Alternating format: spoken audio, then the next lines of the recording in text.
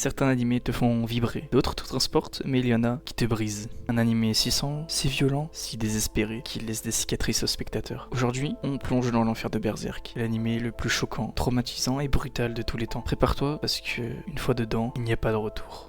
Guts, un héros qui n'en est pas un. On va commencer par le personnage principal, Guts. Ce n'est pas un héros, ce n'est pas un modèle, c'est un survivant, un homme brisé. Il naît littéralement d'un cadavre et il grandit dans la violence, utilisé comme une arme vivante par des mercenaires.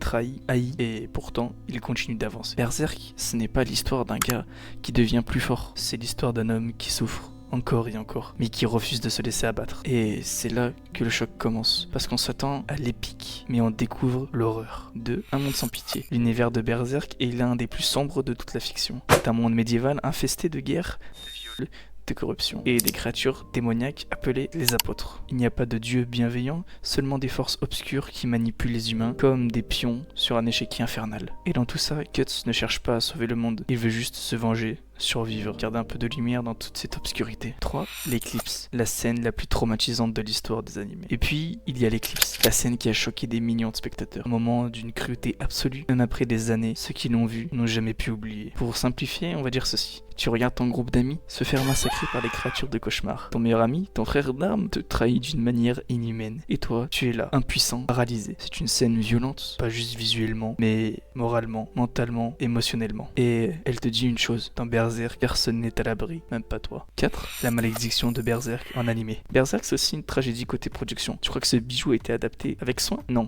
l'animé de 1997 est excellent, mais s'arrête juste après l'éclipse. Pas de suite, pas de fin, un arrêt net. Puis viennent les films de 2012 et 2013. Joli, mais résumé à l'extrême. En 2016, le drame. Un animé en 3D, mal animé et bourré de bugs visuels qui fait honte à l'œuvre originale. Pourquoi? Parce que Berserk est difficile à adapter. C'est trop sombre, trop complexe, trop anti-commercial. Les studios n'osent pas aller jusqu'au bout. 5.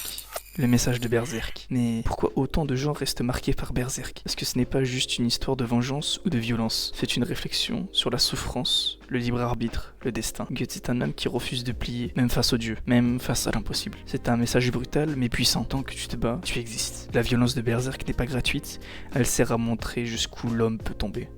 Et jusqu'où il peut aller pour ne pas perdre son humanité. C'est ça, le vrai choc. Ce n'est pas le sang, c'est cette lueur d'espoir dans le monde sans lumière. Berserk n'est pas un animé pour tout le monde. C'est dur, c'est sale, c'est cruel, mais aussi un chef-d'œuvre, un monument du manga et une tragédie inachevée en animation. Alors si tu découvres l'histoire de Guts, ne t'arrête pas à l'animé, lis le manga, ressens chaque page et prépare-toi à être transformé. Tu as regardé Berserk ou tu comptes te mettre? Dites-le en commentaire. Si vous voulez rejoindre Wonder en tant que membre, monteur ou autre, venez dans le serveur qui est dans la description.